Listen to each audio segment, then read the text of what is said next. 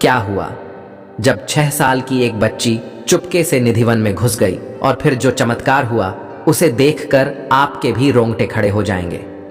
Video में आगे बढ़ने से पहले भगवान श्री कृष्ण के सच्चे भक्त कमेंट बॉक्स में राधे कृष्ण अवश्य लिखें और इस चैनल को सब्सक्राइब करना बिल्कुल ना भूलें। निधिवन वो जगह है जो वृंदावन में स्थित है, और कहते हैं आज भी रात्रि में भगवान श्री कृष्ण यहाँ पर रास लीला रचाने आते हैं। आज के समय में मथुरा वृंदावन जाना हर किसी का सपना है।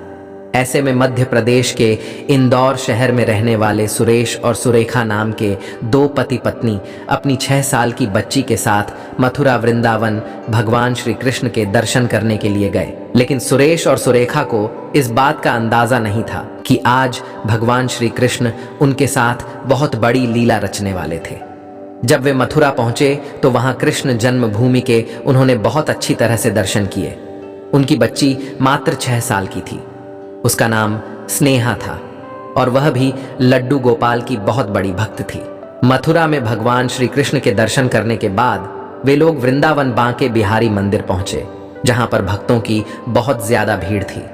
सुरेश और सुरेखा भी अपने 6 साल की उस बच्ची के साथ भीड़ में दबे हुए थे और बांके बिहारी की एक झलक पाने के लिए बेताब थे।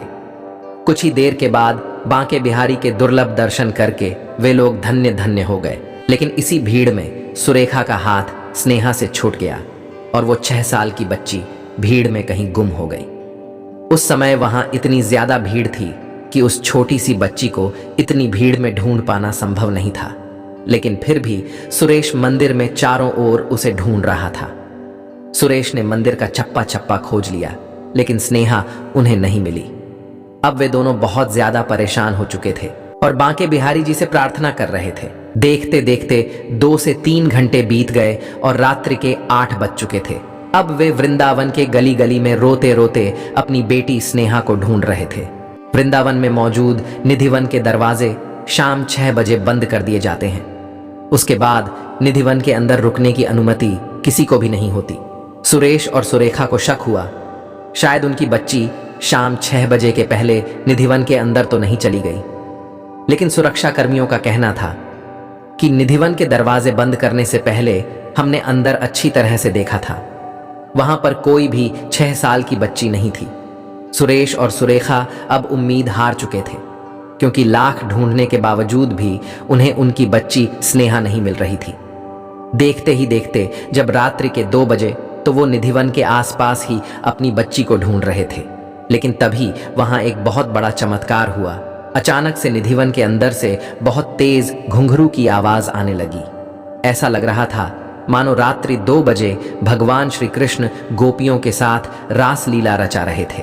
तभी सुरेश और सुरेखा ने देखा कि उनकी तरफ एक 20 साल का नौजवान लड़का एक छोटी सी बच्ची को लेकर आ रहा है, और वो बच्ची कोई और नहीं बल्कि उनकी 6 साल की बच्ची स्नेहा थी।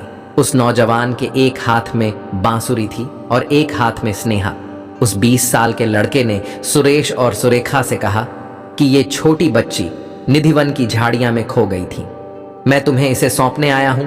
और 8 घंटे के बाद उस बच्ची को पुनः पाकर सुरेश और सुरेखा बहुत ज्यादा खुश थे। उनकी खुशी का ठिकाना नहीं था, और जब पलट करके सुरेश ने उस व्यक्ति का शुक्रिया अदा करना चाहा तो वो 20 साल का लड़का वहां से गायब हो चुका था। और उसके बाद निधिवन के अंदर से पुनः तेज घुंघरू की आवाज आने लगी थी। अब सुरेश और सुरेखा समझ चुके थे कि वो 20 साल का लड़का और कोई नहीं बल्कि साक्षात भगवान श्री कृष्ण थे, जो आज भी रात्रि को निधिवन के अंदर रास लीला रचाने आते हैं। दोस्तों, इस घटना के बारे में आप क्या विचार रखते हैं? निधिवन को लेकर क्या विचार रखते हैं? हमें नीचे कमेंट बॉक्स में बताइएगा। वीडियो अगर आपको पसंद आया हो तो आप वीडियो को लाइक जरूर करें। सच्चे भक्त कमेंट बॉक्स में राधे राधे लिखे और हमारे चैनल को सब्सक्राइब करके बेल आइकॉन को प्रेस कर लें। जय श्री राधे कृष्ण।